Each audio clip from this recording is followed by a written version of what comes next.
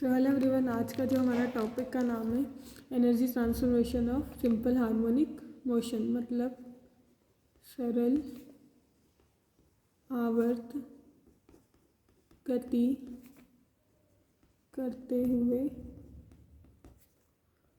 कण की ऊर्जा के बारे में है। अब ऊर्जा के बारे में क्या है, इसको अच्छे से समझते हैं। जैसे कि पहले ही मैंने आपको बता दिया है कि अगर कोई पार्टिकल सिंपल हार्मोनिक मोशन को करेगा और एक वेव को जनरेट करेगा तो वहाँ पे हो क्या रहा है, एक पीरियोडिक मोशन हो रहा है। और पीरियोडिक मोशन होने के साथ साथ अगर वेव जनरेट होती है तो वो अपनी माध्य स्थिति के दोनों ओर आगे पीछे घूमेगी। अब माध्य स्थिति के आगे पीछे गति कर रही है, इसका मतलब यहाँ पे हो क्या रहा है, जो पार्टिकल होगा वो अपनी ऊर्जा का स्थानांतरण करेगा। मतलब अपनी जगह पे बेसिकली वेव मोशन में ही क्या होता है कि पार्टिकल जो होता है, कण जो होता है, अपनी माध्य स्थिति पे स्थित होता है और उसके आगे और पीछे ऊपर नीचे कंपन करता हुआ अपनी ऊर्जा का कुछ भाग ऐसे पड़ोसी वाले अणु को दे देता है। तो इसे समझते हैं कि जो सरल आवर्त गति है, गति में प्रगामी तरंग हमने पढ़ा था, पुराना टॉपिक। तो आप ये मुझे कमेंट में लिख करके बताएंगे प्रगामी तरंग क्या होता है, क्योंकि मैंने पिछले वीडियो में ही प्रोग्रेसिव वेव मतलब प्रगामी तरंग के बारे में बताया था। प्रगामी तरंग में ऊर्जा का स्थानांतरण मतलब ट्रांसफॉर्मेशन सरल आवर्ती गति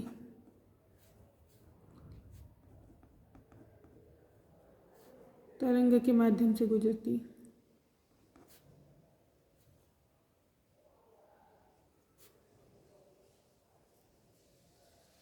तरंग माध्यम से गुजरती। हमने क्या लिखा, एक बार पढ़ लेते। सरल आवर्त गति में प्रगामी तरंग में ऊर्जा का स्थानांतरण सरल आवर्ती तरंग के माध्यम से होता है। मतलब यहाँ पे जो एनर्जी जाएगी वो किस फॉर्म में जाएगी, प्रोग्रेसिव वेव जब जनरेट होगी तो वो प्रोग्रेसिव वेव ही एनर्जी का क्या करेगी, ट्रांसफॉर्मेशन करेगी। प्रगामी तरंग जो है ऊर्जा का स्थानांतरण करेगी। तो हो गया क्या, ऊर्जा एक कण से दूसरे कण मतलब पास वाले कण स्थानांतरित होगी, मतलब ट्रांसफर होगी। एक कण जो रहेगा अपनी ऊर्जा को दूसरे कण को दे देगा।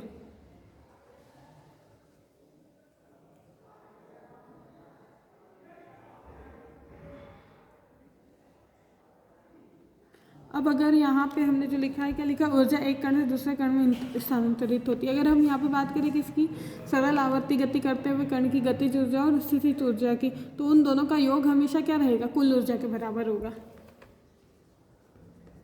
सरल आवर्त गति करते कण की गतिज ऊर्जा मतलब काइनेटिक एनर्जी, के ई लिख देती हूँ ब्रैकेट में।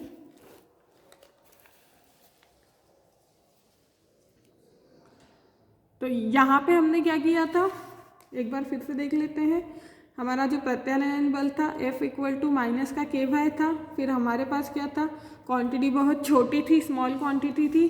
तो यदि कण का विस्थापन कितना हो, dy हो, तो dy करने पर प्रत्यानयन बल जो हमारा रीस्टोरिंग फोर्स है उसके ऑपोजिट डायरेक्शन में हमें कुछ ना कुछ वर्क करना पड़ेगा। और कार्य क्या है हमारा, वर्क डन बहुत स्मॉल है, जो हम कार्य कर रहे हैं वो बहुत छोटा है, तो इसको हमने क्या लिया, dw ले लिया। अब dw लेने के बाद dw बराबर क्या लिखा, F डॉट dy। अब ये कहाँ से लिखा, क्योंकि dy क्या है, विस्थापन है, ठीक है।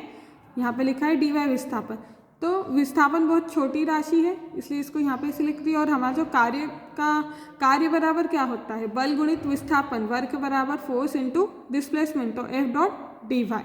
तो यहाँ पे फिर अगली वाली इक्वेशन में क्या करा मैंने, यहाँ से F का मान यहाँ पे रख दिया है, तो dw बराबर क्या हो गया, माइनस का k वाई इंटू dy।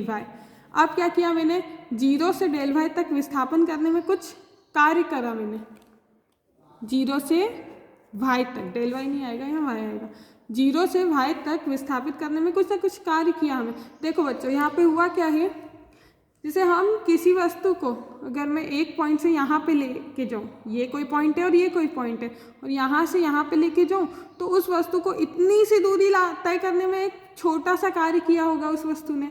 अगर वो वस्तु A से B तक के जाएगी तो ऐसे कई सारे छोटे छोटे कार्य कर रहे होंगे, तो ये कई सारे छोटे छोटे कार्य करके एक बड़ा कार्य का निर्माण करते हैं। तो यहाँ पे हमने एक छोटे पार्ट की वैल्यू निकाल ली है, मतलब एक छोटे कार्य की गणना कर ली है, और इसकी मदद से हम कुल कार्य की गणना करेंगे कि 0 से y तक कुल विस्थापन करने में कितना कार्य हुआ। तो ये हमें पता करने के लिए क्या करना पड़ेगा, इन दोनों पदों का हमें करना पड़ेगा समाकलन। तो यहाँ पे ये बात आपको ध्यान रखना है कि समाकलन कब होता है, तो जब भी किसी छोटी वैल्यू से हमें बड़ी वैल्यू का मान निकालना होता है। जैसे कि इस पार्ट की बात कर लूँ, यहाँ पे छोटा सा पार्ट dw है, तो बिंदु A से बिंदु B तक, पॉइंट A से पॉइंट B तक जाने में कितना वर्क होगा, कितना कार्य होगा, तो वो टोटल W होगा। और इस W को हम किसकी मदद से निकालेंगे, इस W को हम निकालेंगे dw की मदद से। अगर dw इतने से पार्ट की वैल्यू आपको पता है, तो इस पूरे का हम इंटीग्रेशन कर सकते हैं dw का, जिससे हमें w की वैल्यू पता चल जाएगी। तो ये आपको ध्यान रखना है, मैथ्स की टर्म होती है छोटी छोटी, इसमें फॉर्मूले लगते हैं, फॉर्मूले आपको याद करना है मैथ्स में, समाकलन और अवकलन के मेनली। जब भी आप एक फिजिक्स के स्टूडेंट हैं तो आपका मैथ्स काफ़ी अच्छा होना चाहिए, और मैथ्स के आपको नॉर्मल ट्रिग्नोमेट्री के फॉर्मूले, इसके अलावा इंटीग्रेशन एंड डिफरेंशिएशन मतलब समाकलन और अवकलन के फॉर्मूले पता होने चाहिए, इवन याद ही होने चाहिए अच्छे से। तो यहाँ पे हमारे पास छोटे से कार्य की वैल्यू हमको मिल गई थी, और इस छोटे से कार्य से हमें y कार्य मतलब टोटल वर्क डन निकालना था। तो उसके लिए क्या किया मैंने अभी बताया, इंटीग्रेशन करूँगी, समाकलन करूँगी, इस पूरे पद का मैं समाकलन करूँगी। तो इंटीग्रेशन ऑफ dx क्या होता है, समाकलन जब हम छोटे से पार्ट dx का करते हैं तो x आ जाता है, तो यहाँ पे dw का कितना हो जाएगा, w। अब देखिए यहाँ पे क्या है, k तो हमारा नियत है, y इंटू dy पद है, और इसकी लिमिट भी लगा दी, इसको बोलते हैं लोअर लिमिट, इसको बोलते हैं हम अपर लिमिट। तो जब हम इसको सॉल्व करते हैं तो क्या होता है, तो देखिए इंटीग्रेशन, अगर मैं बिना लिमिट के ट्राई करूँ इसको, तो integration of y into d y क्या होगा, y²/2, क्योंकि इंटीग्रेशन ऑफ एक्स स्क्वायर क्या होता है, x की पावर 1 क्या होता है, x²/2, और यहाँ पे इंटीग्रेशन का फॉर्मूला होता है इंटीग्रेशन ऑफ x की power n equal to n+1, x की power n+1 divided by n+1, यही होता है।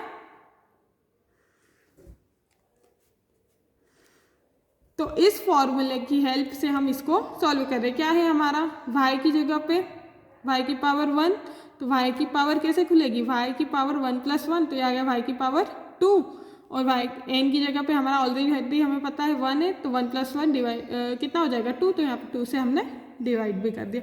अब लिमिट कैसे निकालते हैं, लिमिट लगाने के लिए हम हमेशा अपर लिमिट में से लोअर लिमिट को घटा देते हैं। तो यहाँ पे इस वाले न्यूमेरिकल में ये हमारी लोअर लिमिट है और ये हमारी अपर लिमिट है, तो अपर लिमिट में से लोअर लिमिट को घटा देंगे, तो यहाँ पे y है स्मॉल y और ये कैपिटल Y है, तो मैं स्मॉल y में अपर लिमिट की प्लेस पे यहाँ पे स्मॉल y की प्लेस पे कैपिटल Y को पुट कर दूंगी, तो आ जाएगा y²/2। अब माइनस करते हैं हमेशा अपर में से लोअर को, तो ये आ जाएगा, क्योंकि लोअर लिमिट की प्लेस पे 0 है तो यहाँ पे पूरा पद बन जाएगा 0। तो हमारा इस प्रकार से जो वर्क डन होगा, इस हिसाब से जो हमारा वर्क डन बनेगा, मतलब जो कुल कार्य है वो बन जाएगा कि y² कैपिटल Y ले लेते हैं, y²/2 + c। अब देखिए ये जो y² है, इस c को हम हटा भी सकते हैं, मान लिया हमारे पास c = 1 है, तो w = k y²/2। अब आप लोग सोच रहे होंगे मैडम ने माइनस के साइन को कहाँ गायब कर दिया, तो माइनस का जो साइन है सिर्फ और सिर्फ दिशा को बता रहा है, दिशा का निर्धारण कर रहा है यहाँ पे, तो इसको हम हटा भी दे तो चल जाएगा। तो इस हिसाब से अब इसकी अगर पोटेंशियल एनर्जी वगैरह की बात करूँ मैं, तो यहाँ पे देखिए क्या आ जाएगी, potential energy p equal to होता है 1/2 के वाई का स्क्वायर। तो पोटेंशियल एनर्जी बराबर क्या आ जाएगा, 1/2 के वैसा का वैसा, के तो कांस्टेंट है, और ए बराबर क्या है हमारे पास, सॉरी वाई बराबर क्या है हमारे पास, ए साइन ओमेगा टी। याद आया, ये अपना विस्थापन हमने निकाला था। तो यहाँ से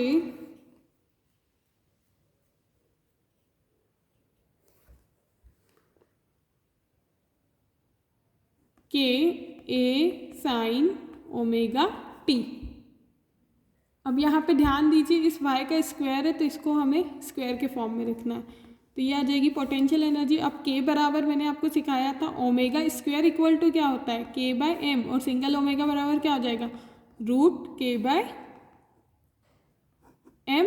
फ्रिक्वेंसी को जो हम लिख रहे थे सरल आवर्त गति की टर्म में, जो भी अपनी आवृत्ति थी उसको हम जब हम सरल आवर्त गति के रूप में लिखते हैं तो ये स्प्रिंग नियतांक और हमारे द्रव्यमान के अनुपात का रूट होती है। तो रख देते हैं इन वैल्यूज़ को ही हम। यहाँ पे हमारे पास कौन है, k है, तो k बराबर क्या हो जाएगा, इस हिसाब से k बराबर हो जाएगा m omega square.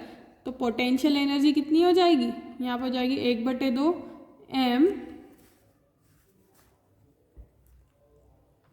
Omega square A square sine square omega T.